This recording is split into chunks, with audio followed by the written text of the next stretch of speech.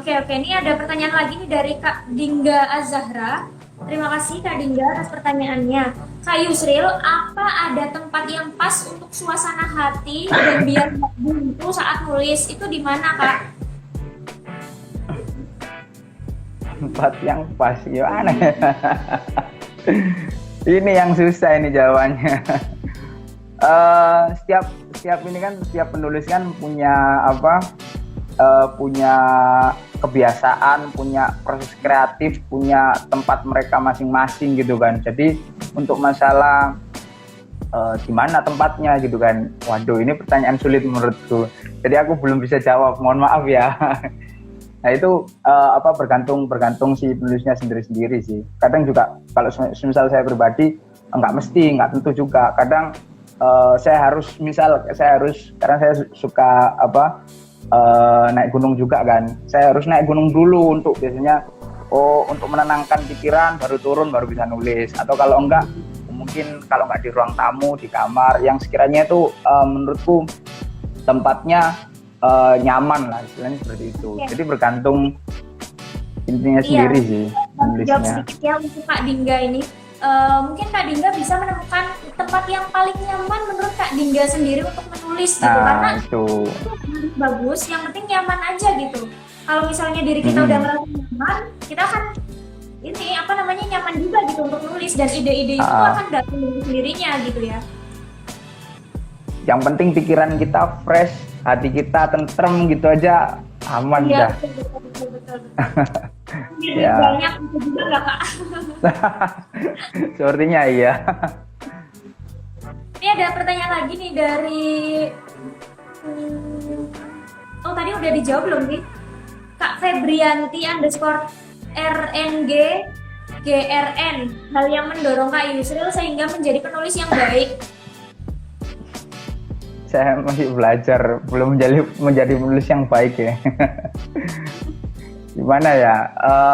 Ya itu tadi sih seperti yang aku jawab di awal, bahwasanya saya menulis, saya belajar gitu kan. Prinsip saya entah itu menulis, entah itu hidup, entah itu apapun, prinsip saya satu, belajar kayak gitu. Kalau misal kita belajar, kita nggak akan kecewa. Menurutku kayak gitu. Kalau misal kita punya prinsip belajar, kita meskipun kita gagalnya seperti apa, kita jatuhnya seperti apa, kita nggak akan kecewa. Karena apa? Karena prinsip kita belajar kayak gitu. Tapi kalau kita sudah punya tujuan yang tinggi nih, yang aku harus mencapai ini, wah nanti kalau jatuh pasti bakal kecewa. Karena kita punya apa ya, punya ekspektasi yang tinggi kayak gitu. Ya mungkin nggak masalah sih, setiap orang kan beda-beda, nggak masalah kalau misal punya ekspektasi tinggi. Tapi kalau aku secara pribadi, yang penting aku harus belajar, harus bisa melampaui diriku sendiri, harus bisa melampaui diriku sendiri, harus lebih baik dari kemarin kayak gitu. Jadi itu yang membuat apa ya, salah sekaligus konsistensi untuk aku berkarya juga kayak gitu. Bunga Angelia underscore. Kak mau tanya nih, apa saat Kak Yusril menulis itu kebanyakan tentang cinta atau kisah Kak Yusril sendiri atau ada inspirasi dari orang-orang sekitar Kak? Tuh, Nah, inspirasi oke. Kak Yusril. Kalau awal pertama kali dulu saya menulis, yang jelas puisi saya tentang cinta semua. Itu sudah pasti. Semua penulis saya yakin tulisannya awal pasti seperti itu kayak gitu. Tapi seiring berjalannya waktu gitu kan, seiring berjalannya perkembangan pemikiran kita, terus seiring berjalannya pengalaman kita secara pribadi gitu kan, terus pengalaman orang-orang di sekitar kita, yang pasti terkadang ada pengalaman orang-orang di sekitar kita, termasuk sekitar saya, yang saya tulis kayak gitu. Dan nggak hanya itu, tapi ada hal-hal yang lain kayak gitu, yang ingin saya harus menulis ini karena ini penting gitu kan. Nah, salah satunya mungkin nggak harus tentang diri pribadi, enggak, tapi karena saya suka baca sejarah gitu kan. Terkadang saya nulis lebih ke sejarah kalau untuk masalah untuk ini ya, untuk prosa ya. Tapi kalau untuk puisi, nulis pun meskipun itu tematiknya tentang cinta, tapi saya lebih kepada bukan dari sudut pandang saya sendiri sebagai saya yang mencintai siapa kayak gitu enggak, tapi saya lebih ke bacaan. Oh, ada kisah cinta menarik ini, misal kisah cintanya Sumbadra dan Arjuna misalnya. Jadi di salah satu cerita Sumbadra Larung, nah itu inspirasi menurutku, dan itu yang membuat saya terenyuh, dan itu saya harus menulis ini kayak gitu. Jadi nggak selalu yang ada dalam diri kita sih sebenarnya, tapi yang menurutku yang sekiranya itu membuat aku merasakan sesuatu yang berbeda dari satu peristiwa. Nah itu yang mungkin yang bakal menjadi tulisan saya kayak gitu. Itu sih. Jadi apapun yang lewat aja gitu di pikiran Kak Yusril, kalau misalnya Kak Yusril lagi mood untuk nulis, tulis aja gitu ya? Nah, tulis aja itu. Pengendapan itu penting soalnya juga.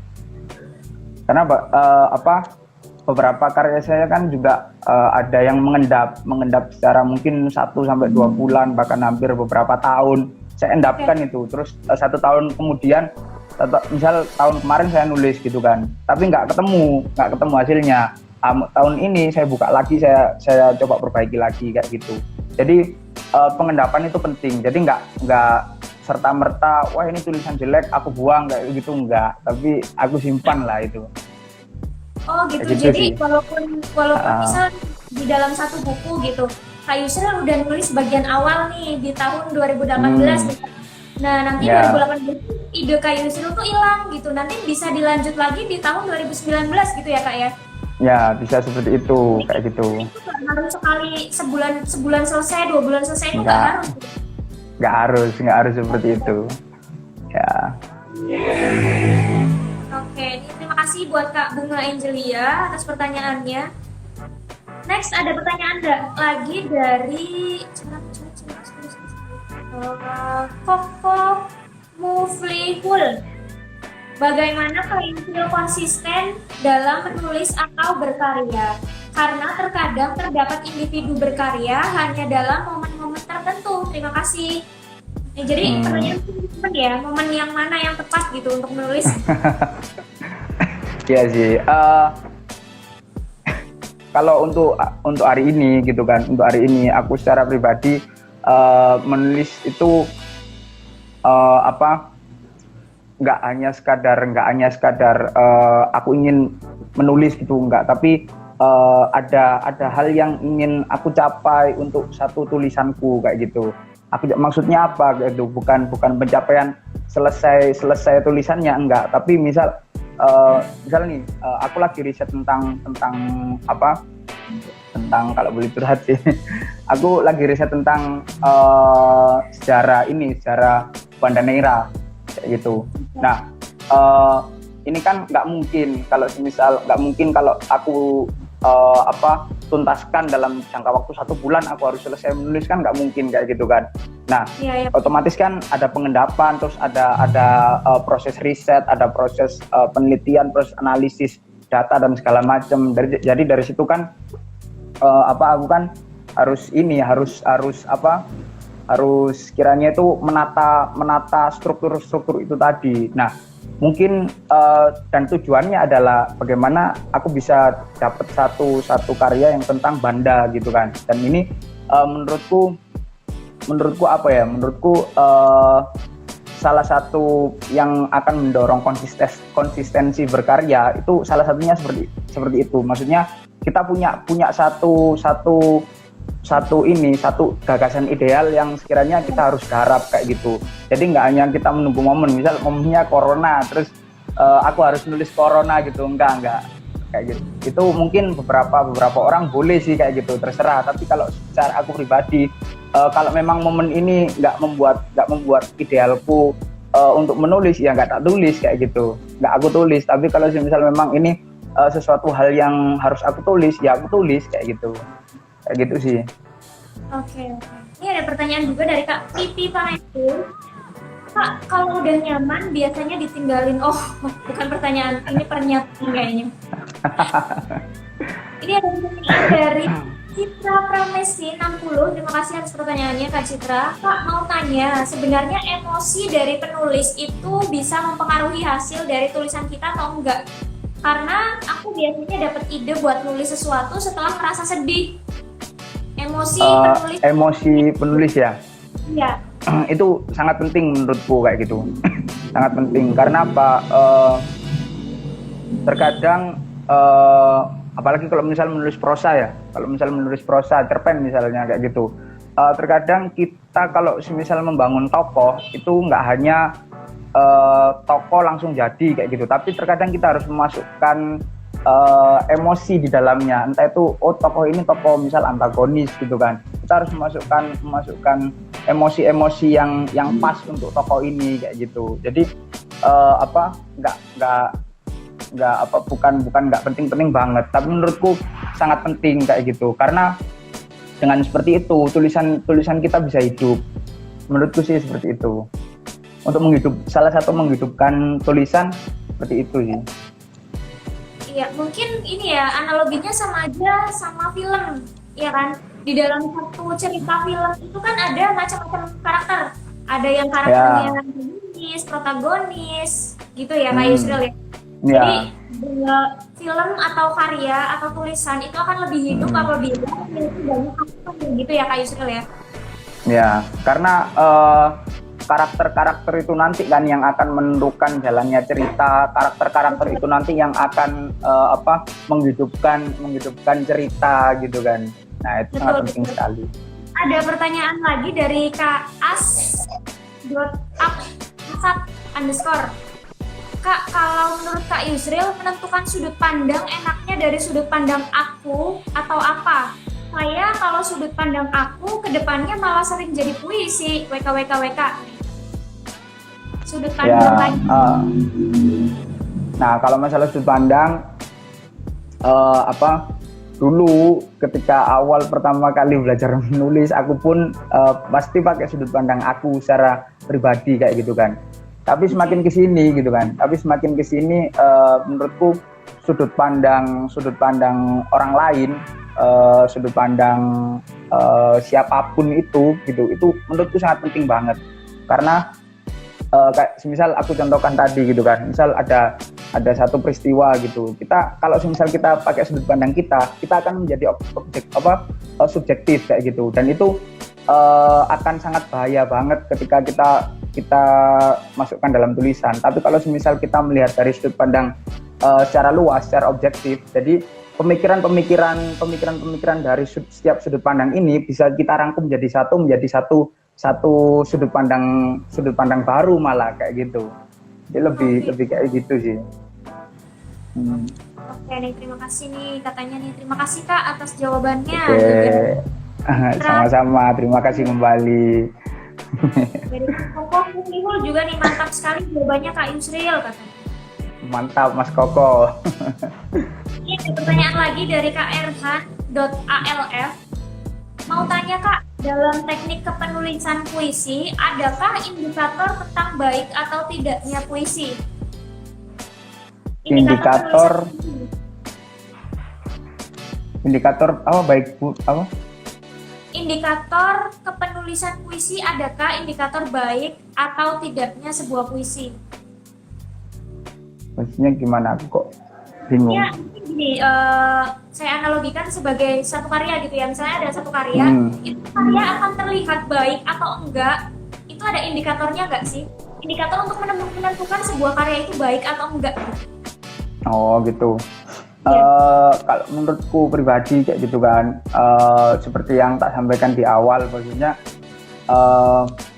sebuah tulisan, sebuah karya itu akan baik dengan sendirinya seiring kita proses kita lebih jauh dan lebih lama kayak gitu, dan lebih istilahnya lebih serius lagi kayak gitu. Tapi kalau misal kita hanya bermalas-malasan untuk belajar kayak gitu, menurutku ketika kita ingin menulis misalnya satu puisi dengan baik, dengan diksi yang bagus dan segala macamnya, itu menurutku sangat sulit banget, karena kembali lagi kayak gitu, kalau saya pribadi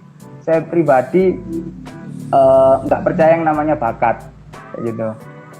saya lebih percaya yang namanya potensi, karena kalau bakat apa ya istilahnya, wah ini punya bakat menulis ini, percuma punya bakat menulis tapi nggak diasah kayak gitu. Tapi kalau dia memiliki potensi untuk menulis, maksudnya dia punya kemauan tapi dia mau belajar terus kemudian menggunakan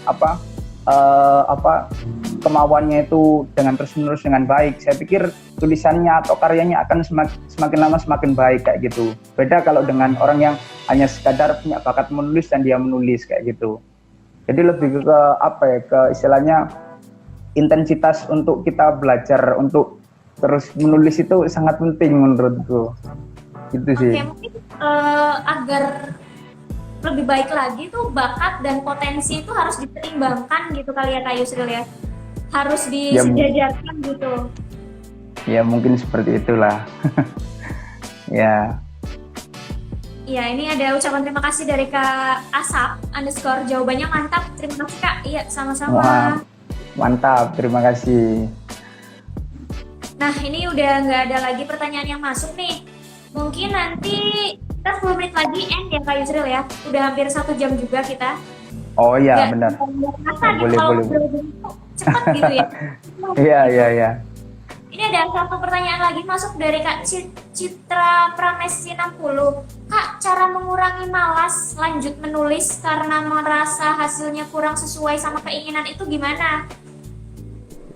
Nah, itu kayak yang aku bilang tadi toh, maksudnya kalau kita punya ekspektasi besar dalam tulisan kita harus nulis bagus, kita harus nulis sesuai dengan standar orang lain kayak gitu. Menurutku itu akan membunuh diri kita sendiri kayak gitu. Akhirnya kita malas untuk menulis kan. Kita akhirnya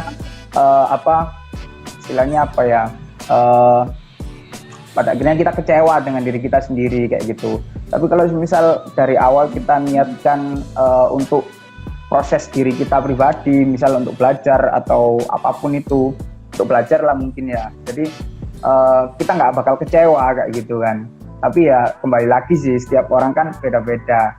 Jadi menurutku kembali ke niat awal. Kita menulis untuk apa seperti itu. Kita mulai menyadari hal itu. Maksudnya untuk apa sih sebenarnya kita menulis? Kalau misal kita sudah tahu jawaban tentang kenapa saya menulis, untuk apa saya menulis kayak gitu, mungkin kekecewaan itu nggak bakal terjadi kayak gitu sih. Oke. Jadi mungkin untuk menghidupkan rasa malas itu tadi, kita tuh harus kembali ke tujuan awal kita nulis itu untuk apa Ya. Oke. Ini malah ada pertanyaan lagi nih dari Kak Winda Mayanti. Jadi apakah maksudnya keahlian Kak Yusril dalam menulis puisi ini? Puisi cinta khususnya merupakan buah dari seringnya menulis puisi cinta untuk banyak wanita. Terima kasih banyak sebelumnya. Gimana? Ini Kak Yusril keahlian dalam menulis puisi ini, puisi cinta khususnya, apakah merupakan buah dari seringnya menulis puisi cinta untuk banyak wanita katanya? Dalam tanda kutip gombal kali ya? Enggak lah. Jadi untuk masalah menulis puisi cinta gitu, apalagi yang salah satunya yang aku kirim di Inspirasi Pena itu kan bukan cinta terhadap wanita kan khususnya, tapi itu adalah salah satu semacam kayak pencarian jati diri saya gitu. Jadi pencarian jati diri saya secara pribadi gitu kan, mulai dari intinya istilahnya secara spiritualitas lah. Secara spiritualitas saya ketika mencari diri saya, mencari Tuhan saya kayak gitu. Jadi saya tuangkan di satu tulisan itu yang aku kirim di lomba ini kayak gitu sih. Jadi nggak harus melulu tentang wanita. Oke. Jadi menulis sendiri untuk Kak Yusril pribadi adalah pencarian jati diri ya Kak Yusril ya? Ya, kalau menurut berarti banyak Kak Yusril menulis, semakin banyak menemukan jati diri Kak Yusril dong? Sepertinya iya kayak gitu. Saya pribadi menganggap, apalagi puisi, saya pribadi menganggap puisi itu adalah sejadah menurut saya. Jadi di sana saya bisa curhat, bisa berdoa, bisa bersujud, bisa ngapain aja kayak gitu. Tapi bukan berarti saya harus sujud terhadap puisi, enggak. Tapi sebagai sarana seperti sajadah yang mengantarkan saya menuju tingkat yang di alam yang lain, istilahnya seperti itu. Iya, berarti sebagai sarana untuk mungkin peralihan dari satu dunia ke dunia lain gitu ya. Benar, tapi bukan dunia jin. Oke. Pesan untuk sahabat Ina yang mungkin masih kurang pede untuk ikut lomba. Mungkin mereka masih berpikir kalau karya mereka itu kurang bagus atau mungkin belum layak gitu. Pesan dan pesannya untuk sahabat Ina, semua sahabat Ina dimanapun berada, agar mereka itu pede mengikuti lomba gitu. Oh ya, apa ya? Menurutku lomba itu bukan satu capaian yang harus kita capai untuk menjadi satu juara gitu kan.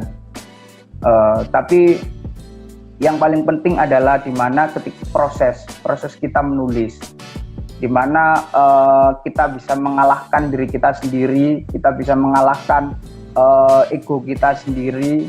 Nah, disitulah sebenarnya juara sejati akan terwujud gitu kan, akan muncul satu persatu juara sejati di situ. Karena lomba ini sebenarnya bukan tolak ukur awal ya, bukan tolak ukur ya, tapi ini jadikan aja semacam latihan kayak gitu. Oh ini ternyata ketika aku menulis puisi kok nggak ada yang diajak diskusi, mungkin bisa ikut lomba aja buat latihan. Oh ternyata tingkat tulisan saya segini, misal satu tahapnya cuma dua tahap kayak gitu. Jadi mungkin besoknya saya harus mengalahkan diri saya sendiri untuk menjadi lebih baik lagi dan lebih baik lagi. Jadi itu sih. Oke. Jadi seandainya sahabat Ina yang telah mengikuti lomba terus habis itu nggak menang nih, belum menang, itu tetap semangat ya untuk menulis. Iya dong. Karyanya ke dalam lomba itu menjadi kayak apa ya, bukan tolak ukur ya, kayak ini sebenarnya tulisan aku tuh udah layak belum sih dipublikasi gitu kali ya. Sebagai latihan lah istilahnya. Ya, betul. Sebagai latihan gitu, untuk seluruh sahabat Ina dimanapun berada. Jadi jangan patah semangat walaupun ikut lomba, udah sering ikut lomba terus nggak menang gitu tuh, jangan berkecil hati gitu ya Kak Yusril ya. Iya dong, harus tetap semangat lah, nulis aja. Iya betul. Nah ini tadi saya lupa nanya nih di awal, Kak Yusril tuh pertama kali menyukai dunia sastra itu semenjak kapan sih Kak? Saya suka sastra itu semenjak ketika saya masuk jurusan sastra, dan ketika disuruh dosen saya baca buku sastra tebal-tebal segini untuk tugas dalam tiap minggu harus baca satu buku dan tebalnya segini. Itu saya mulai suka sastra. Sebelumnya saya nggak suka sama sekali soal sastra. Jadi terpaksa awalnya. Kenapa? Tahun berapa itu? Tahun 2014. Oh 2014. Oke. Iya. Awal pertama kali saya mulai suka gitu, karena terpaksa disuruh dosen untuk tugas kan ya, gimana lagi harus baca buku kayak gitu. Ya udahlah baca buku lah kayak gitu. Oke. Dari yang mulai tadinya terpaksa jadi terbiasa ya Kak Yusril ya. Terbiasa. Yang penting kita suka dan pikiran kita positif aja lah kayak gitu. Oke.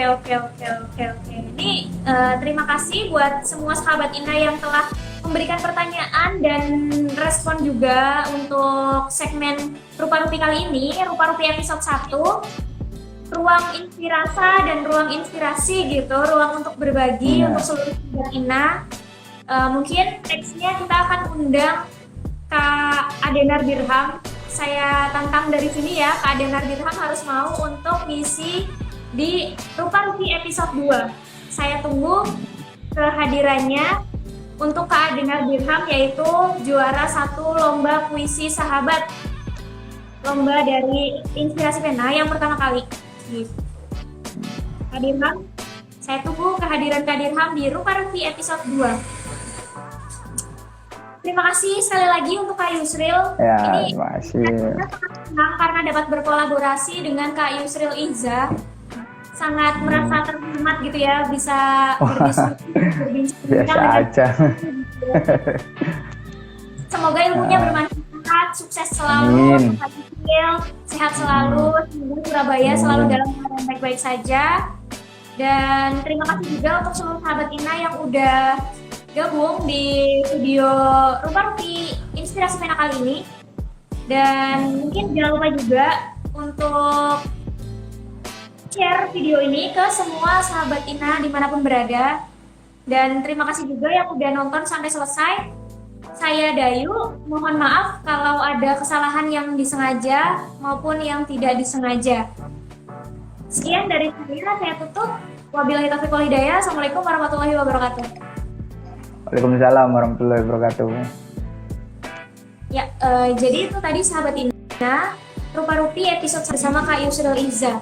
Nah, saya tutup dulu video ini. Semoga video ini bermanfaat untuk seluruh sahabat Ina dimanapun berada. Dari saya cukup. Terima kasih sudah nonton. Sampai ketemu di video Inspirasi Pena selanjutnya.